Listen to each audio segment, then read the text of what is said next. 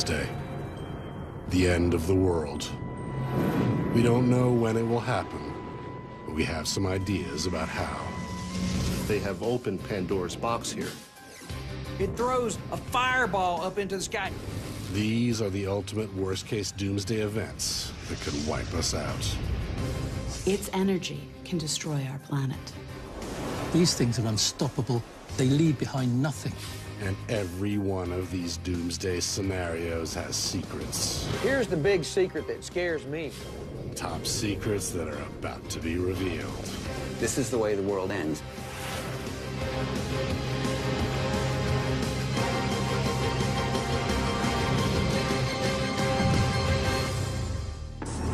Ever wondered what the worst doomsday is?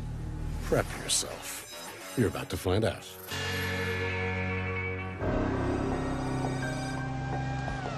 These things are unstoppable. They leave behind nothing. 20,000 people were killed or are still missing. It was one of the most destructive tsunamis in 1,000 years. But here's the secret. 3/4 of all the biggest earthquakes that we experience on our planet are concentrated around the Pacific Rim. That's what caused the tsunami in Japan, and that will generate a similar event off the coast of North America. We know it will happen, we just don't know when. Well, all the way from Northern California right up to Vancouver Island in Canada, the crust of the Pacific Ocean is forcing its way down underneath the North American plate. This fault in North America is called the Cascadia subduction zone. It's about 50 miles offshore, so it's a submarine fault. That's a critical point because in order to get a tsunami, the earthquake has to happen beneath the sea. On average, about every 500 years, Cascadia makes an earthquake that ruptures the entire length of the subduction zone. The last time a major earthquake occurred here was in 1700. That puts us within the window when we could expect another of these events anytime. If we look back at 1700, that was a magnitude 9+ earthquake. Magnitude 9 earthquake is really the largest known energy release there is on Earth. You might ask, how serious could this be for modern-day America? That fault will start to rip from south to north, unleashing unfathomable amounts of energy all along the northwestern coast of the United States. It almost feels like the land turns into the ocean and everything rolls like you're on a ship at sea. Infrastructure would be damaged, power grids would be knocked out. Tall buildings particularly would suffer from this very long-duration shaking. As these waves roll through the ground, they start to pump groundwater up and out, and you'd start to see fountains of groundwater. And so buildings will sink into it, they will subside, they will collapse. Bridge decks can slip off their supports. Roads torn in half. Evacuating by car would be virtually impossible. There'll be no communication between the impacted areas and the outside world. No one will know what's going on. And that's just the beginning. During the earthquake, when that tip of the North American plate comes up, that's lifting up a chunk of the ocean that's 700 miles long, as much as 100 miles wide. Now that giant chunk of ocean has to go somewhere, and that's the tsunami. In deep water, these things can travel with the speed of a jumbo jet. It'll start coming in about 20 minutes, and then it'll spread along the coast and hit pretty much everything from British Columbia to Northern California. A surge of water, 30 to 100 feet high, sweeps in, submerging the devastated area. Every cubic yard or so of water weighs a ton, and that's hitting the shore as a wall of water which stays at that same level for maybe several minutes. Anything that was left gets swept away. Houses, buildings, there's really nothing that can resist that power. It's difficult to imagine a situation any worse than this in a modern developed country. Coastal devastation is nothing compared to a chilling countrywide terrorist attack aimed at crippling a nation. In 2002, President George W. Bush receives a letter from a few concerned scientists. The message is blunt. The US is open to attack from a new breed of terrorist. In this letter, they outline a terrifying scenario. Terrorist organization takes over the electric power grid. From there, cascading failures occur across other critical infrastructures. Telecommunications and air traffic control systems go down. The United States grinds to a halt. This is all achieved in cyberspace. The internet has become this ungovernable, global, living thing. It's the Achilles heel of modern societies. The first step in any traditional military conflict is to take out command and control and communications. And today, that means the internet. This is cyber terrorism. In 2010, a highly sophisticated computer virus gets into the industrial control facilities of Iran's Natanz nuclear plant. The goal of this virus is to destroy vital equipment needed to enrich uranium at the plant. This act of sabotage puts Iran's nuclear plan back by years. That virus is known as Stuxnet. The secret is the U.S. National Security Agency, which is part of the Department of Defense, created and unleashed Stuxnet. Stuxnet is a game changer.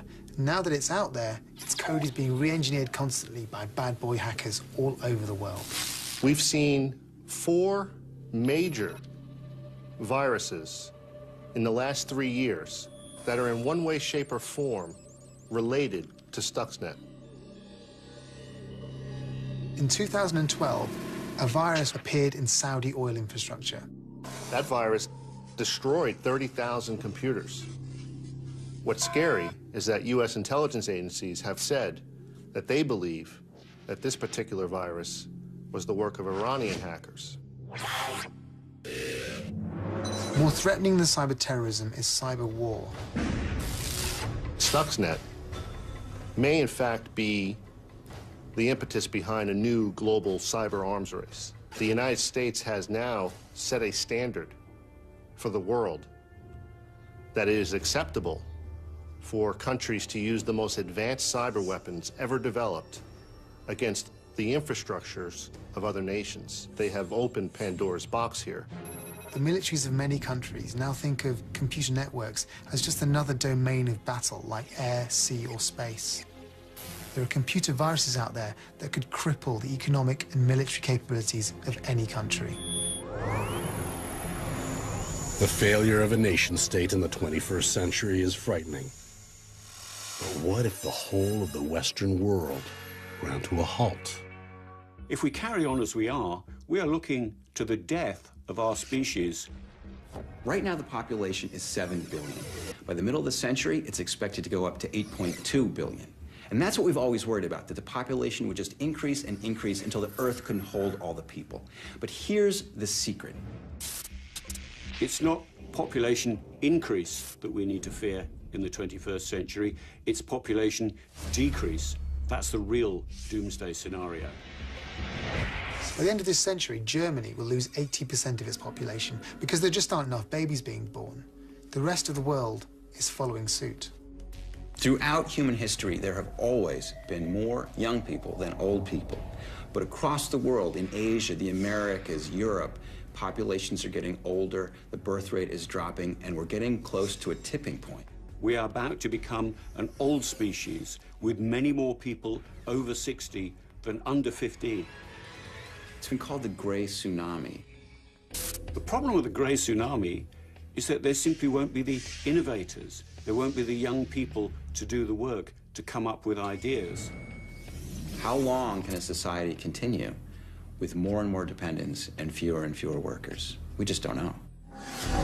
It's a catastrophe that's a result of us getting what we want. We don't want to have kids. We want to go to restaurants. We want to go to shows. We want to buy an extra car. We want to have another house. And because we're doing those things, we're not doing the business of reproducing. The situation's got so desperate that in some countries, Germany, Russia, Australia, the government's actually bribing people with thousands of dollars of incentives to have children. Unfortunately, it's not working. This is the way the world ends, not with a bang, but a whimper. Doomsday scenarios are sometimes dismissed as science fiction, but recent discoveries in space have made them potentially scary science facts. Right now, dramatic discoveries in our own galaxy are having profound implications for humankind's future survival.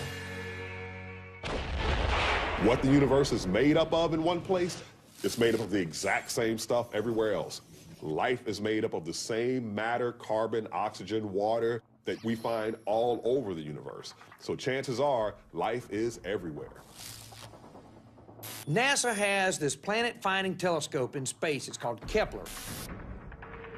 And it's looking at about 150,000 stars. In that region of space, we found about 2,000 or more planets.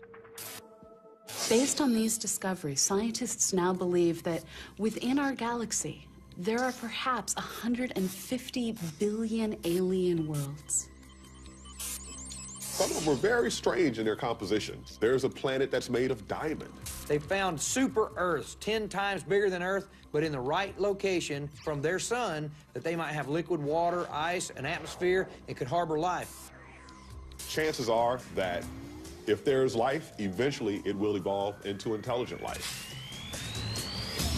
The question is, if there are these intelligent aliens out there, are they hostile? One of the terrifying things is, if these aliens come to Earth, they're not going to be dumb. Because they were able to travel from wherever they came from to here, and we certainly don't have that technology. When we see an invasive species move into a new environment, typically it's not good for the native inhabitants. And in this case, we're the native inhabitants. And this raises the question of what happens to us. They might look at us and they might think that, hey, these are interesting and novel creatures that we'd like to keep as pets. Or they might want to put our heads on the wall as a trophy. Or they might think, hey, these guys look delicious, let's eat them. They could just eradicate us with some sort of technology that they have that we don't understand. Now, here's the secret. We shouldn't be worrying about spaceships decimating the planet because another alien invasion might have already happened. Bacteria has the ability to survive the expanses of space, to survive the vacuum, to survive the heat of re-entry. The alien intelligence doesn't have to get here to wipe us out. It could instead be simply alien bacteria carried by a meteor traveling between the worlds. Every day we're bombarded by material from space. Up to 2 tons of it ends up in Earth's atmosphere. And any of this matter could harbor microscopic alien invaders. What if that was the first alien invasion? Alien bacteria may find our human body a nice, warm, wet place to exist and to eat us alive. And that bacteria has the potential to wipe out all of humanity and all of life as we know it. There's nothing we can do about doomsday from deep space, but this next scenario is a man-made catastrophe that could be averted with just a flick of a switch. This is someone pushing a button. This is a decision by human beings saying, today we're going to end everyone's life, and we're going to do it by lunchtime. The first thing that happens is a blinding flash. It fills the horizon in front of you. The next thing that happens is an intense wave of heat that can literally reduce things to their constituent atoms. The oxygen is sucked out of your lungs. The vacuum sucks up all of the debris into itself, creating a huge column of irradiated debris. Nuclear war is the ultimate doomsday scenario. By 1983, the Cold War had reignited. There were new nuclear systems coming online, both in the United States and the Soviet Union, and there was an aggressive rhetoric coming out of both Washington and Moscow. Both sides now are putting weapons into place that can reach each other within 7-8 minutes, reducing the amount of time for a decision about whether or not to begin a nuclear war, whether or not to incinerate the entire northern hemisphere, from minutes to seconds. Both sides now have created a situation where a first strike is not only possible, it's plausible. It got the Soviets thinking, if the US did attack us,